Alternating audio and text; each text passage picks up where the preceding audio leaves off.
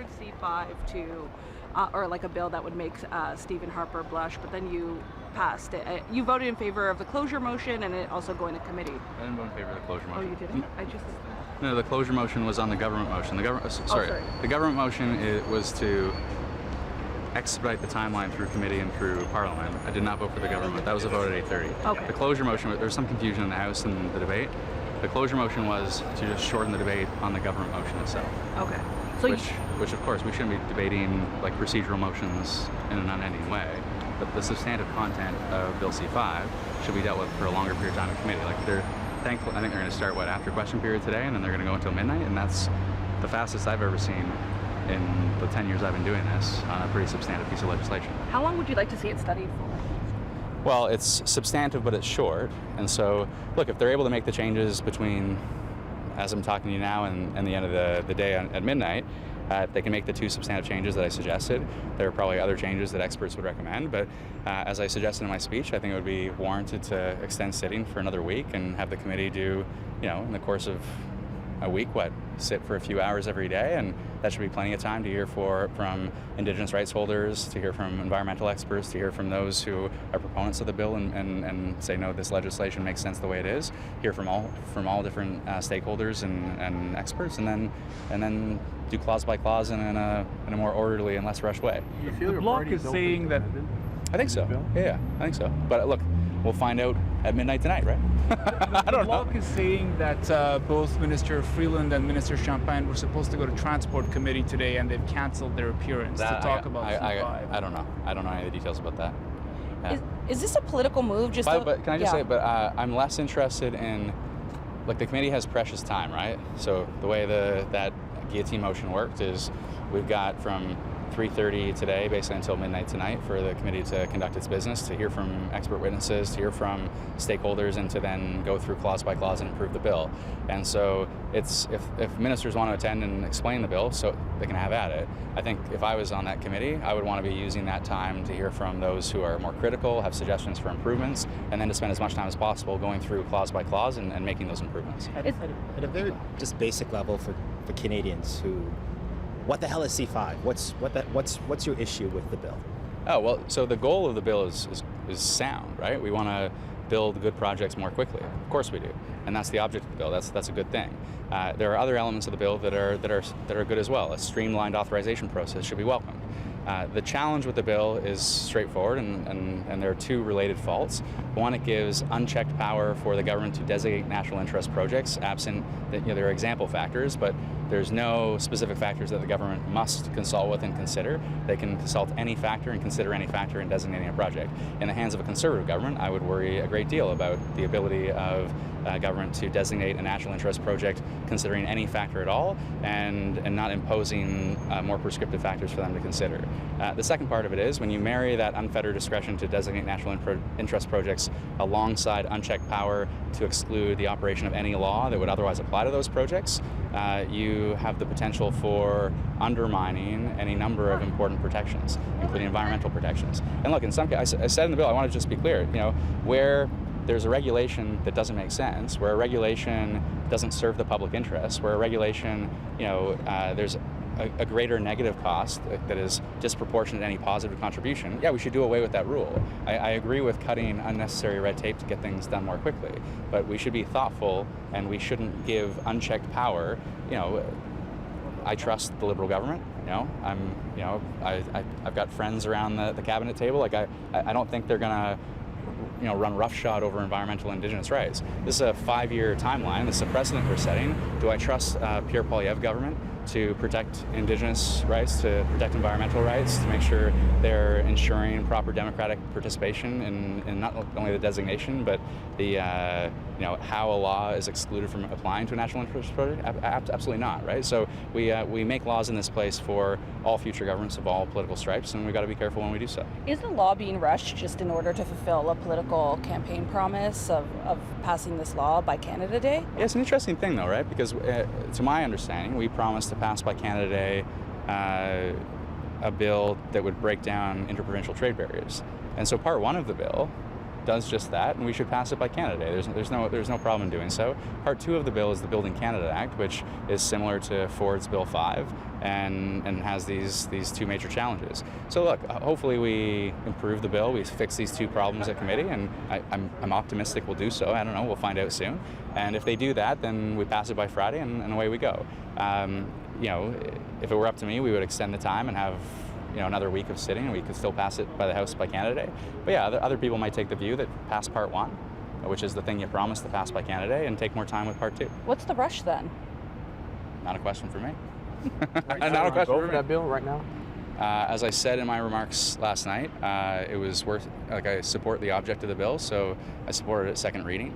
I support a lot that's in the bill, obviously. I support Part 1 of the bill, the Free Trade and Labour Mobility Act. I support a lot of what's in the Building Canada Act as well. There are 2 major problems, and if those problems aren't resolved, then I'm not going to support it at third reading. Did you expect to see a bill like this from Prime Minister Mark Carney? I expected us to focus on the economy. I expected us to move quickly to get good projects built. I think, and I said this in my remarks yesterday, I think we're not adequately considering competing public interest considerations, democratic participation in the course of shutting the debate down and certainly curtailing committee scrutiny. I think we should take a little bit more time to make sure we get it right. And I expected a bill that was going to pursue these goals. I think we could improve the process, right? So I think we could improve substantively the process by which the government's going to designate national interest projects, and the process by which the government would exclude or improve, how they cut red tape, basically. What does Parliament exist for? Parliament passes laws, Parliament amends laws, Parliament repeals laws.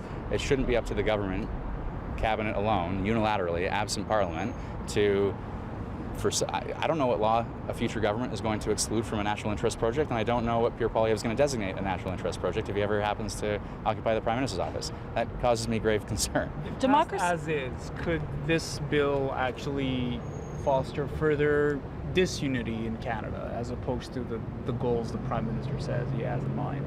Well, I hope that it doesn't, and I hope that instead, there are good people on the Transport Committee. They're going to be seized with this between now and the very end of the day. And I hope the government's open to significant, substantial amendments. They hear from experts, they listen to experts, and I hope they're willing to listen. If they're willing to listen and collaborate, I don't think we'll get to a place where it creates some sense of disunity. I actually think we'll improve the bill, and we'll have a pretty good bill in place. Democracy is done in the House of Commons here in Canada. And obviously it moves a lot slower than some people expect. Do you think it's a lot slower than maybe Carney expects for some of his initiatives to pass? I don't know. You have to ask him, but I will say passing a bill in a week or 2 is a pretty fast process in this place. Does it feel more boardroom than House of Commons at times? I don't know. I mean, I would just say on this, there's we've seen shortened debate on different things, and I think rightly the government's point of urgency to say we need to act quickly, we need to move good projects quickly, we need a strong focus on the economy, and pointing to the threat of President Trump. Instead, I would say, of course, President Trump is a threat to economy. There's no doubt about that. But we can make sure we respond to that not only forcefully but also thoughtfully, and we should do both. And we can do both, and we can build a strong and resilient economy without sacrificing Indigenous rights, democratic participation, and environmental protections. Of that, I'm certain. And look, cutting red tape, this is the trick, right? Cutting red tape is worthwhile. What's red tape? And I would say red tape is something that doesn't contribute to the public interest or causes negative costs that is disproportionate to any positive contribution. I know from debating Conservatives for 10 years, they see red tape everywhere. So anyway, thanks. Oui, ça c'est juste cet après-midi, Mme Freeland puis Champagne qui peut témoigner. Je pense que ce comité-là, les clients. C'est 5, ça va être le comité des transports. Avez-vous une idée pourquoi ils ne témoignent pas et ça vous déçoit que les ministres? Ben, écoutez, je ne sais pas pour quelle raison en particulier ils ne témoignent pas, mais ce qu'on sait, c'est que ce à quoi on assiste avec ces 5, c'est un manque de transparence mur à mur. Pas seulement dans ce qu'on trouve à l'intérieur du projet de loi, mais sur le processus, sur la façon de faire. C'est un déni de démocratie qui est substantiel. Alors que, par ailleurs, les ministres qui sont supposés parrainer et être responsables de ces projets de loi-là, respectivement pour chacune des deux parties, refusent de témoigner, ça me paraît hautement inacceptable.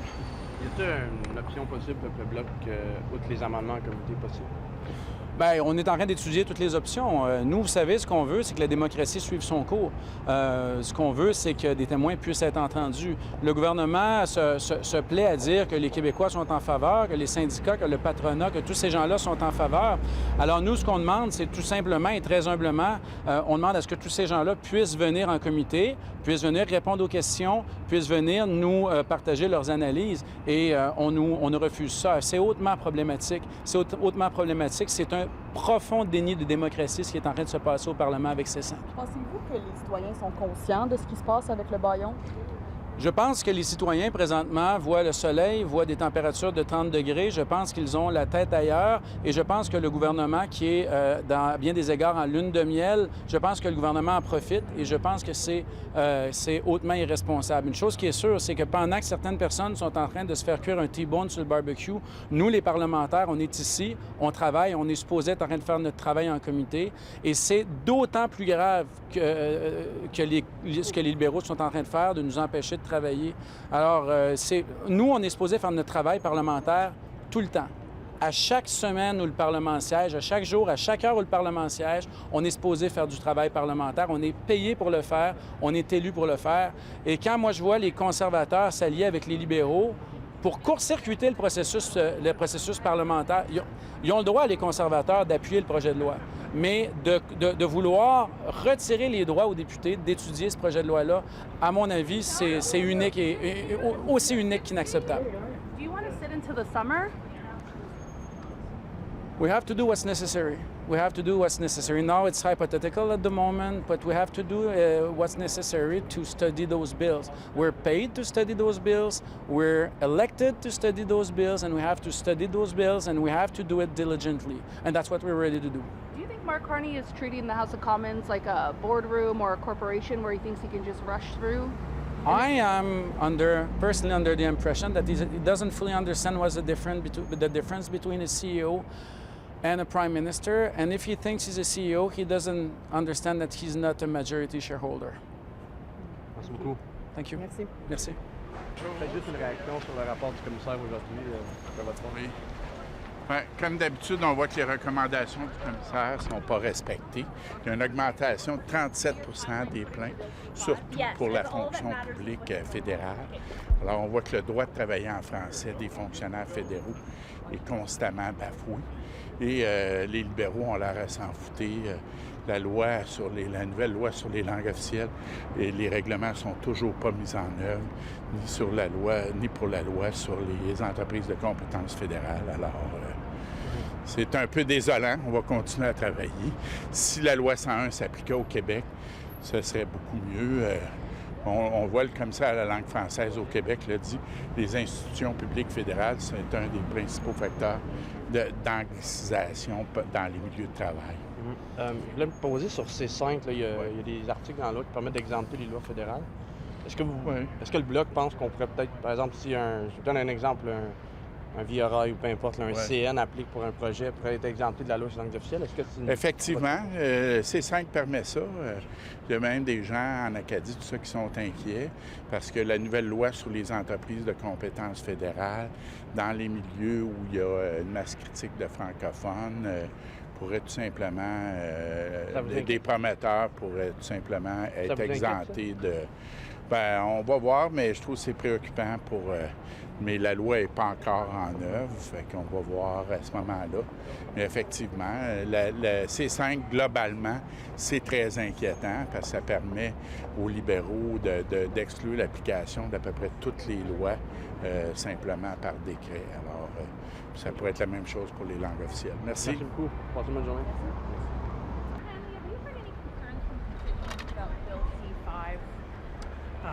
Yeah, there have been some concerns about C-5. What specifically have you heard from, what concerns have you heard?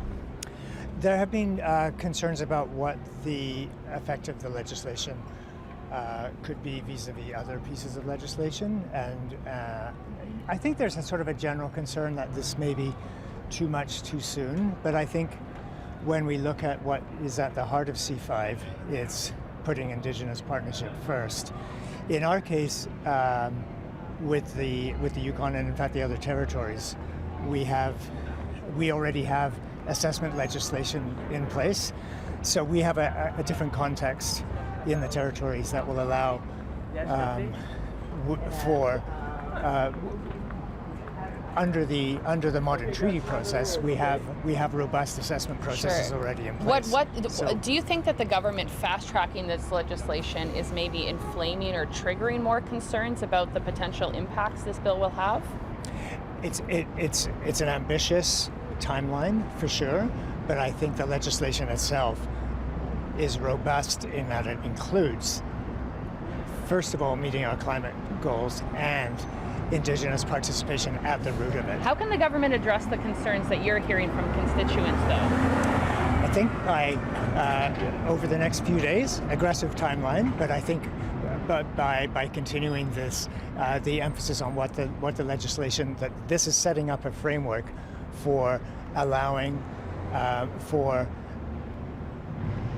a much more efficient process for assessment, but that inherently respects and works in partnership with Indigenous concerns and meets environmental targets. Do you support the fast tracking?